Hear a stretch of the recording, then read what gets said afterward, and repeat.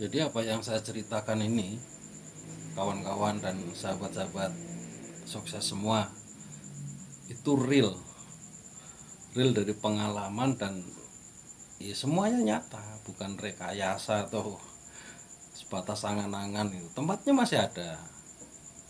Itu menjadi semacam apa ya, petilasan lah buat saya. Kalau pas jalan ke Comal gitu, saya masih ngelirik lagi tempat itu.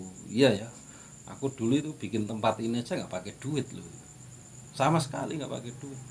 Belanja poci itu, poci yang kecil-kecil yang buat teh poci itu, ke Tegal itu saya berdua sama bapak yang punya tempat, pakai mobilnya beliau.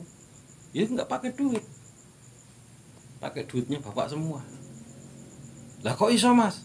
Nah yaitu namanya kerjasama kan, kita mesti tektok, kita mesti cerita-cerita prospektusnya itu bagaimana gitu kan. Jadi ya saya cerita apa adanya, bahkan saya nggak pakai proposal tertulis yang begini begitu, enggak. Saya cuman ingat saya dulu pembagian itu 60-40. Jadi 40 itu ke owner, 60 ke saya. Itu full pengelolaan atau manajemen pakai saya gitu.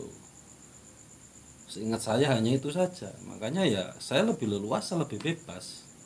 Karena bapak juga nggak ikut ngatur, cuman hanya butuh laporan aja gitu loh. Masih ada kurangan apa gitu. Dulu untuk mensupport istilahnya apa ya, uang bensin yang membantu, bukan karyawan, karena saya tidak menganggap mereka ini karyawan, tapi mitra kerja saya gitu. Untuk mitra kerja itu ya masih pakai dana dari bapak, belum murni dari pengelolaan kedai gitu kan. Karena kedai kan masih baru, jadi masih menghitung. Omset saya ingat awal itu baru 9.000 kok, hanya jus yang laku itu hari pertama.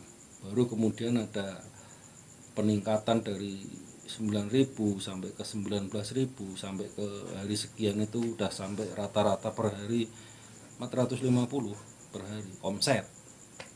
Artinya omset ini kan masih kotor bos, mesti dipotong ini itu dulu gitu. Nah, saya tidak berbicara soal keuntungan, saya hanya berbicara proses loh ya, proses bahwa kita bahkan tidak punya nominal, tidak punya uang, cashless gitu ya, itu masih bisa berusaha. Lalu kenapa panjenengan yang punya modal kok masih takut, masih ragu-ragu? Berbicara lagi tentang persaingan. Wah, kalau persaingan itu global bos, udah internasional itu. Kalau persaingan itu udah nggak bisa dibicarakan. Nanti saya akan coba cerita soal, ya kembali sih, saya ini orang yang memang susah diatur. Jadi apalagi ikut franchise gitu, saya paling males itu. Saya paling males. Saya bisa kok, ngapain saya ikut franchise yang harganya itu kadang ya nggak masuk akal itu. Paling dapat gerobak serbet sama itu tok sampai 25 juta dulu kan, 15, 7 juta. Lah ngapain? Nanti saya masih harus belanja di tempat dia gitu kan. Nek bahasanya saya itu kan nyugih ke wong sugih bos. Nah, coba sampean pikir, itu franchise yang udah branded gitu ya. Nah, kalau yang franchisean pengusaha lokal sih oke, nggak apa-apa gitu. Cuman saya memang susah kalau mau ikut franchise, saya pasti nggak mau gitu. Mending saya branding sendiri, bikin sendiri, belanja sendiri. Nah, kalau diantara sahabat-sahabat semuanya ada yang mau belajar soal franchise, silakan, monggo, kan saya terima dengan senang hati, ngobrol ngopi bareng gitu kan. Nggak usah bayar lah. Loh, ngapain sih bayar?